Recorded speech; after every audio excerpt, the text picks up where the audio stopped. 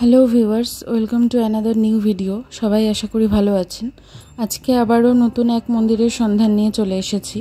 বেশ কিছুদিন আগে আমি গেছিলাম অপূর্ব প্রাকৃতিক পরিবেশে ঘেরা কলকাতার থেকে শুধুমাত্র কয়েক কিলোমিটার দূরেই অবস্থিত দত্তপুকুরের দিঘরা অঞ্চলের মা সিদ্ধেশ্বরীর মন্দিরে। 200 বছরেরও বেশি প্রাচীন এই মন্দিরে যেতে হলে কিভাবে যাবেন তার সমস্ত কিছুই আমি শেয়ার করব এই ভিডিওতে আপনাদের সাথে। তাই ভিডিওটা স্কিপ না করে পুরোটা দেখতে থাকুন শেষ পর্যন্ত। এখানে যাওয়ার জন্য কিভাবে যাবেন সেটা আপনাদেরকে আগে বলে দিই। দত্তপুকুর স্টেশনে আপনাদেরকে নামতে হবে এই মন্দিরে যাওয়ার জন্য। নিয়ারেস্ট রেলওয়ে স্টেশন হলো দত্তপুকুর। দত্তপুকুরে যাওয়ার জন্য আপনারা শিয়ালদা দত্তপুকুর লোকাল বা বনগাঁ লোকাল বা ঠাকুরনগর গ্যালোপিন লোকাল ধরে দত্তপুকুর স্টেশনে নামতে পারেন।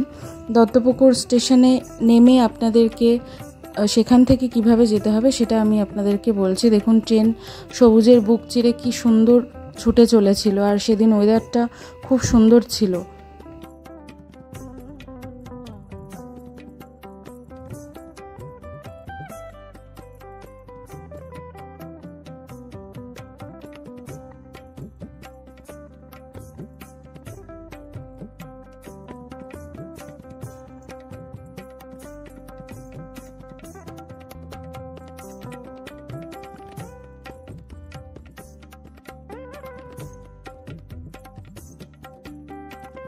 ট্রেন থেমেছিল দত্তপুকুর স্টেশনের 3 নম্বর প্ল্যাটফর্মে। আমাদের 3 নম্বর প্ল্যাটফর্ম দিয়েই বেরোতে হবে। যেদিক দিয়ে আমরা এসেছি মানে শিয়ালদার দিকে আমাদেরকে যেতে হবে। 3 নম্বর প্ল্যাটফর্ম, এই যে 3 নম্বর প্ল্যাটফর্ম, এখান দিয়ে আমাদেরকে বেরোতে হবে। একদম এন্ডে যেতে হবে আমাদেরকে। 3 নম্বর প্ল্যাটফর্মের এন্ডে গিয়ে ঠিক তার পাশেই একটা জলের ট্যাঙ্ক পড়বে। তার পাশ দিয়ে একটা রাস্তা চলে গেছে, সেই রাস্তাটাই আমাদেরকে ধরতে হবে মন্দিরে যাওয়ার জন্য।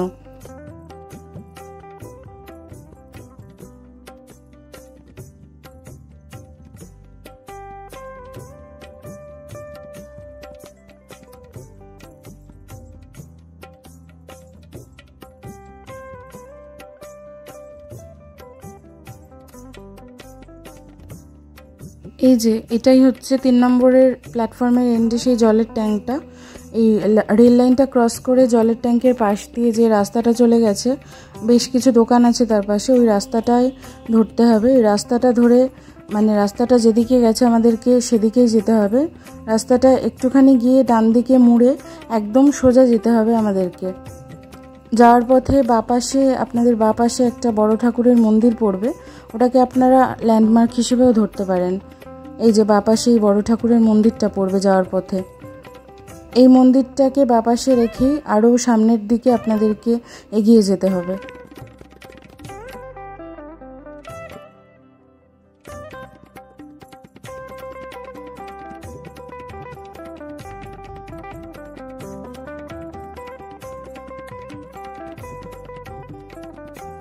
কিছু দূর এগিয়ে আসার পর বাপাশে এরকম একটা লেভেল ক্রসিং দেখতে পাবেন, আর ডান দিকে রাস্তা চলে গেছে। ডান দিকের রাস্তাটা ধরতে হবে আপনাদেরকে।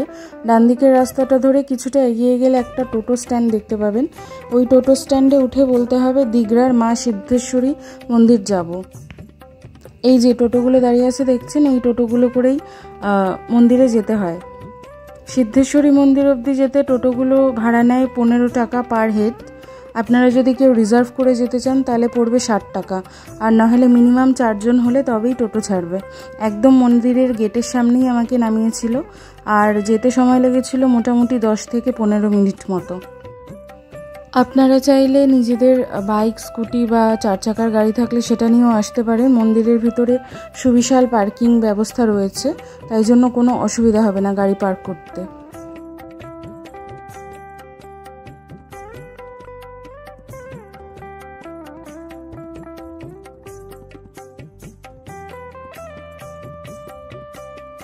এটা হচ্ছে মন্দিরের পিছন দিকের গেটটা।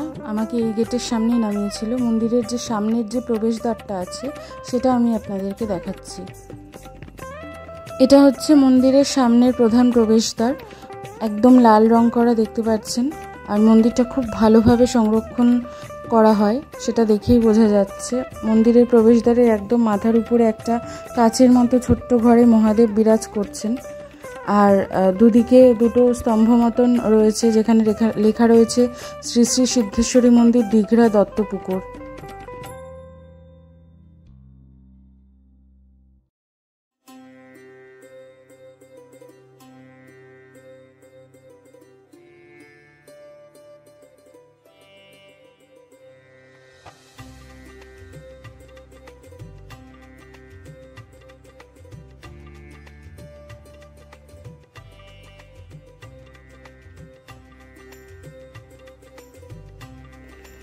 মন্দিরের ভিতর প্রবেশ করতেই ডান দিকে প্রথমে পড়বে একটা বিরাট অশ্বত্থ গাছ, এবং অশ্বত্থ গাছের নিচটা খুব সুন্দর করে বাঁধানো, এবং নিচে রয়েছে একটি শিবলিঙ্গ, এবং তার পাশে আরও বেশ 2-3টি সাদা রঙের শিবলিঙ্গও রয়েছে।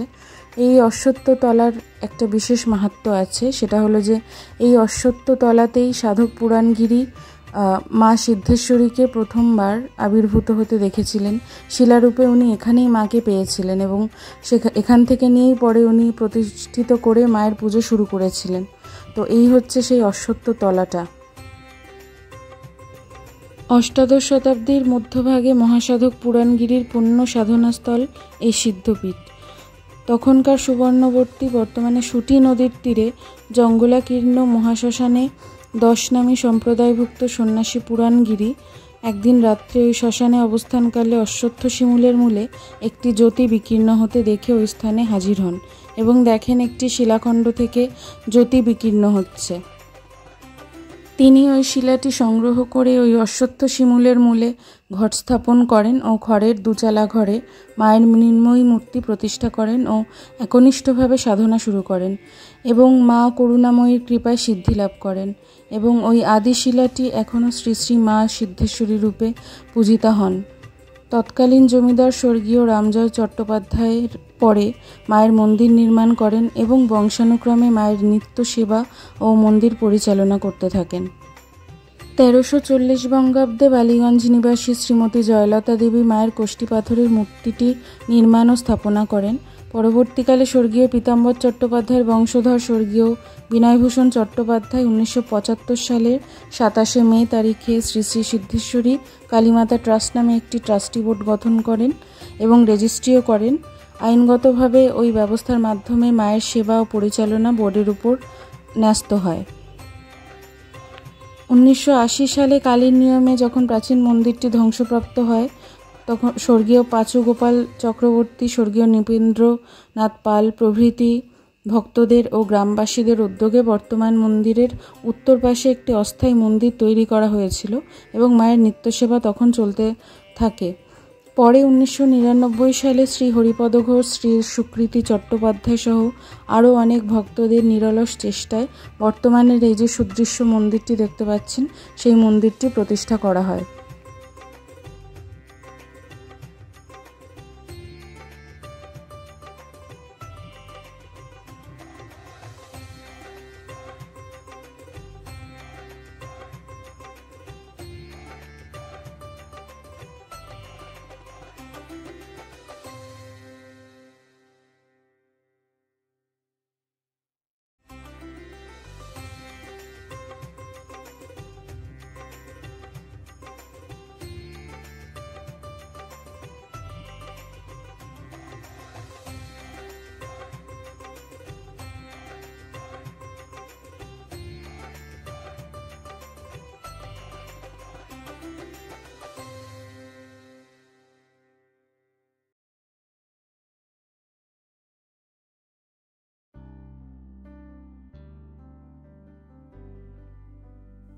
অশ্বত্থ গাছটাকে ছেড়ে সামনের দিকে আরও কিছুটা এগিয়ে গেলে এটা হচ্ছে মা সিদ্ধেশ্বরী মন্দির, আর সামনে একটা হোমকুণ্ড মতো জায়গা রয়েছে।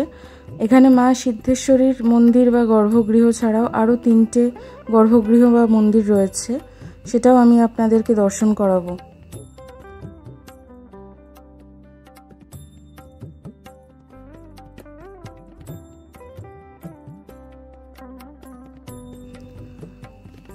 আর একটু বাদিকে গেলে প্রথমেই পড়বে আপনাদের চোখে মা শীতলার মন্দির, তার পাশে রয়েছে রাধাকৃষ্ণের মন্দির, এবং আরেকটু ভিতরের দিকে গেলে পড়বে মহাদেবের মন্দির। এটা হচ্ছে মা শীতলার মন্দির। এটি হচ্ছে রাধাকৃষ্ণের মন্দির। রাধাকৃষ্ণের মন্দিরের সামনেও একটি হোমকুণ্ড রয়েছে, আপনারা দেখতে পাচ্ছেন। প্রত্যেকটি মন্দিরের গর্ভগৃহের দেবদেবীকে আমি আপনাদেরকে দর্শন করাবো। সবার আগে মা সিদ্ধেশ্বরীকে দর্শন করে আসি আমরা।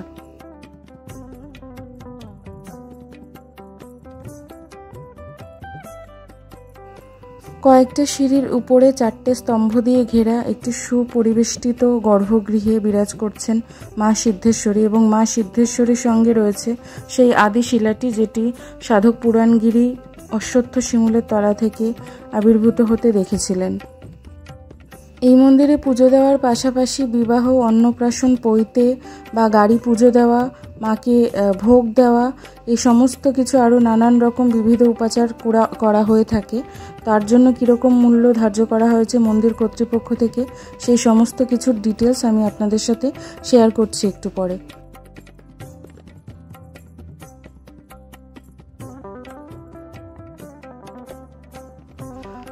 গর্ভগৃহে রয়েছে একটি কাঠের সুসজ্জিত সিংহাসনে মা সিদ্ধেশ্বরীর কোষ্ঠী পাথরের মূর্তি উপরে, ঠিক তার নিচে রয়েছে সেই আদি শিলাটি, সেটিও নিত্য পূজিতা হয়। এবং সিংহাসনের নিচের দিকে রয়েছে 3টে বড় বড় কাঁসার ঘট, আর মা সিদ্ধেশ্বরীর নিচের দিকে রয়েছে দুপাশে 2টো নারায়ণ শিলা।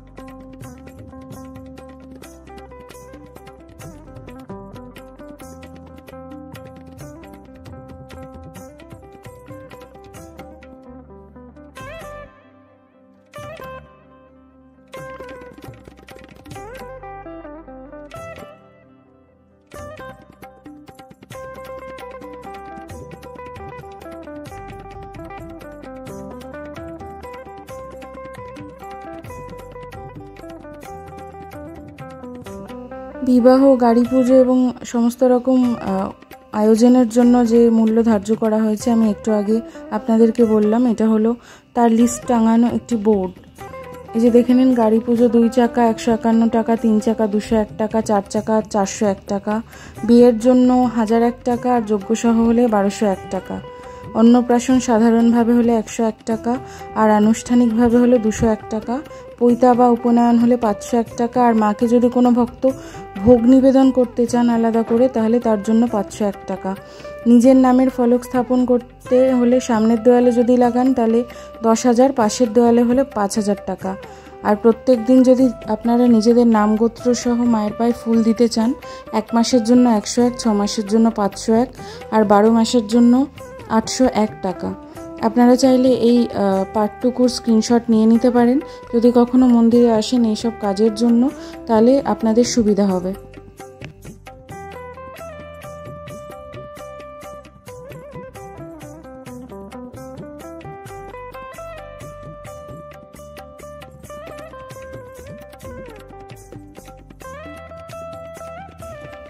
মায়ের গর্ভগৃহের চারপাশে প্রদক্ষিণ করার জন্য এখানে বেশ অনেকখানি জায়গা রয়েছে। চলুন মায়ের গর্ভগৃহটা প্রদক্ষিণ করে আসি।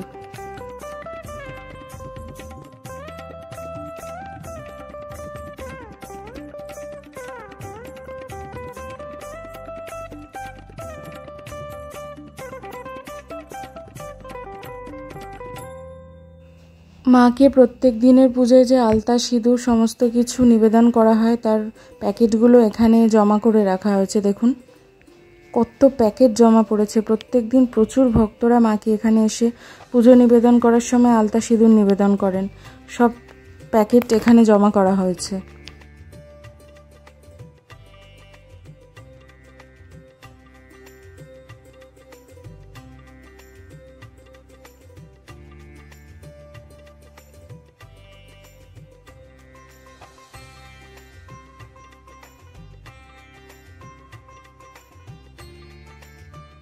মায়ের গর্ভগৃহের সামনের দিকের দরজা ছাড়াও ডান পাশে আরও একটি দরজা রয়েছে যেখান দিয়ে মায়ের বিগ্রহ দর্শন করা যায়।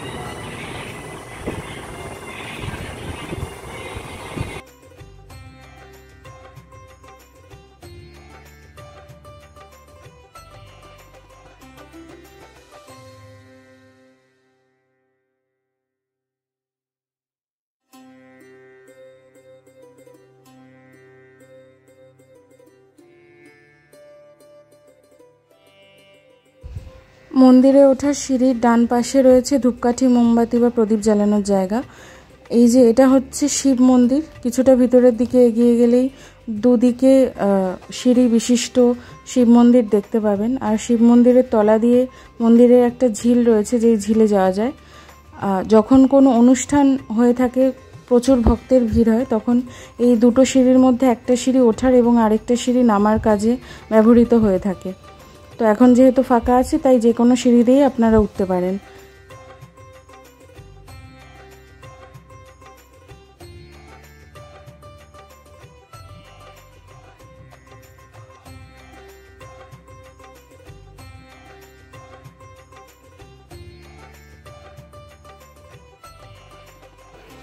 মহাদেবের গর্ভগৃহে এখানে শিবলিঙ্গ নয়, শ্বেতপাথরের একটা বেশ বড় মহাদেবের বিগ্রহ অবস্থান করছে, তাকেই পুজো করা হয়। এবং মহাদেবের সামনে রয়েছে একটি ছোট্ট সুন্দর গণেশের মূর্তি।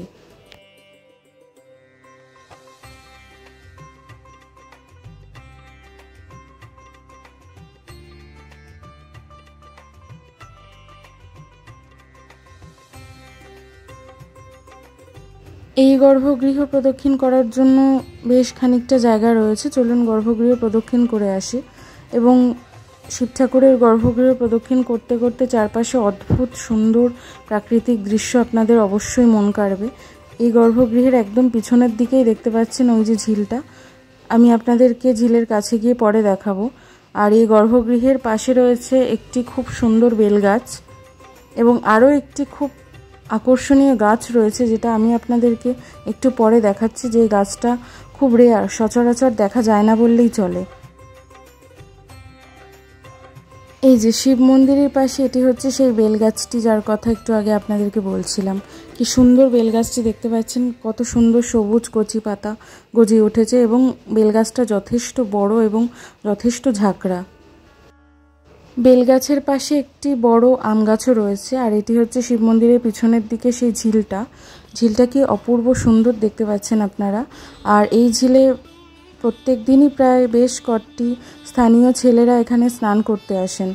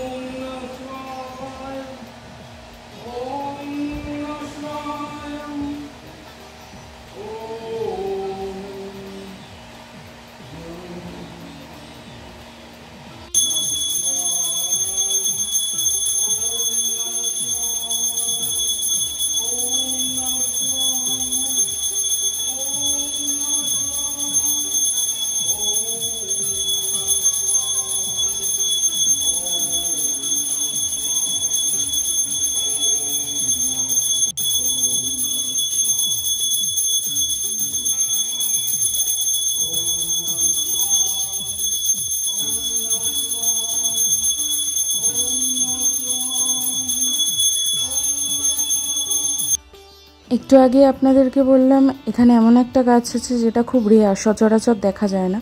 এটি হলো সেই গাছ।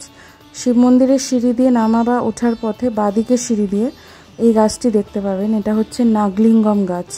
খুব কম দেখা যায় এবং গাছটা খুব সুন্দর তো বটেই, তার থেকেও বেশি সুন্দর এবং আকর্ষণীয় হচ্ছে গাছের ফুলগুলো।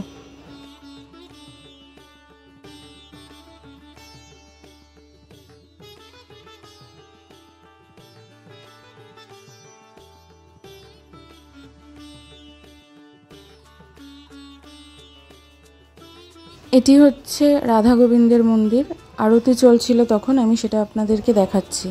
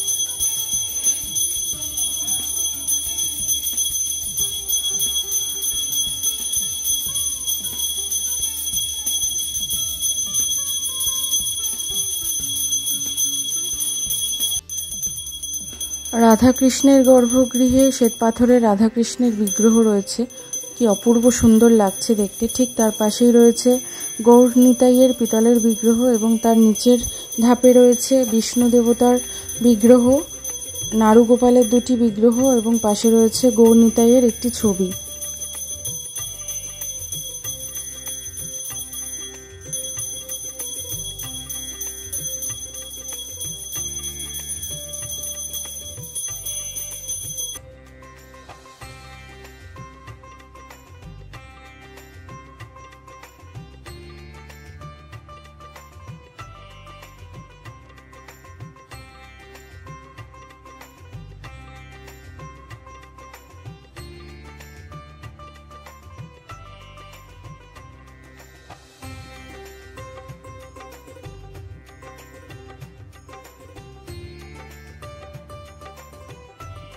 মা শীতলার মন্দিরের ঠিক পাশেই রয়েছে একটা বিশাল বড় ফণী মনসা গাছ, যার নিচের দিকে খুব সুন্দর লাল রঙের বেদি তৈরি করা। এই গাছটিকে মা মনসা রূপে পুজো করা হয় এবং বেদির গায়ে মা মনসার একটি ছবিও লাগানো রয়েছে, আর গাছের গোড়ায় একটা লাল পাড় সাদা শাড়ি দিয়ে ঘেরা রয়েছে। চলুন এবার তাহলে মা শীতলার মন্দিরে প্রবেশ করে মা শীতলার বিগ্রহ দর্শন করা যাক।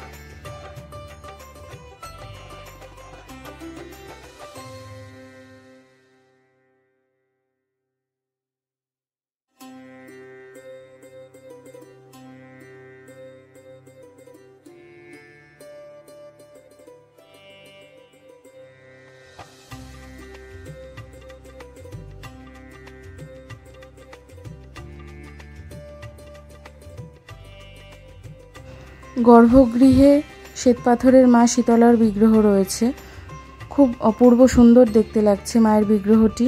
মা শীতলা গাধার উপর বিরাজমান, এক হাতে ঝাঁটা ধরে আছেন, ঝাঁটা দিয়ে রোগীর রোগ তাড়াচ্ছেন এবং আরেক হাতে যে জলের কলস ধরে আছেন সেই জলের ছিটে দিয়ে রোগীর রোগ মুক্তি ঘটাচ্ছেন এবং শান্তি এবং অভয় প্রদান করছেন। কি অপূর্ব সুন্দর লাগছে দেখতে মায়ের মূর্তিটি।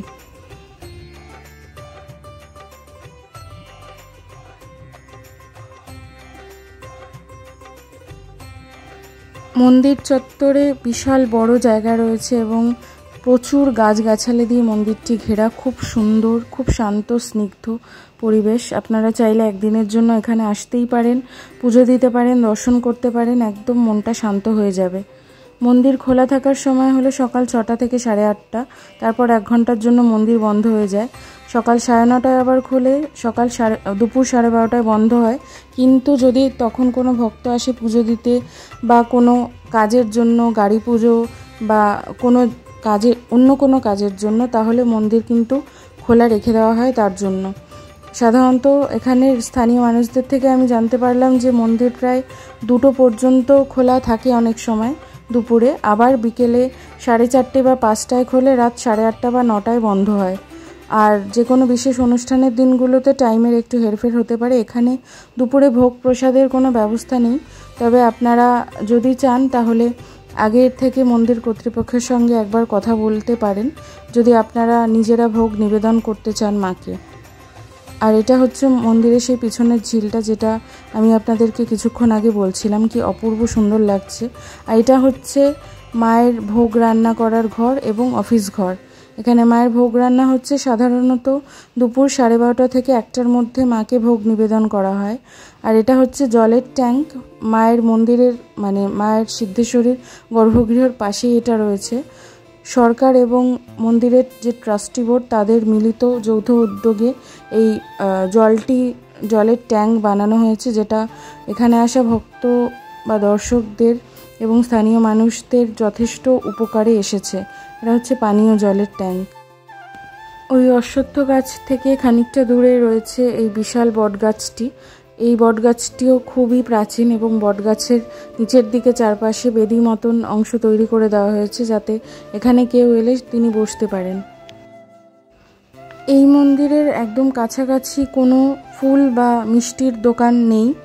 আর আমি যেদিন গেছিলাম সেদিন পাশে যাওয়া একটা দোকান থেকে, যেখান থেকে আপনারা মোমবাতি ধূপকাঠি কিনতে পারেন, সেই দোকানটিও বন্ধ ছিল। তাই আমি সাজেস্ট করব যদি মন্দিরে পুজো দিতে আসেন তাহলে ধূপকাঠি, মোমবাতি, মিষ্টি, ফুল এগুলো সব কিনে নিয়ে আসবেন, সেটা বেটার হবে। আর এই যে দেখুন পুরোহিত মশাই গাড়ি পুজো করছেন একজনের।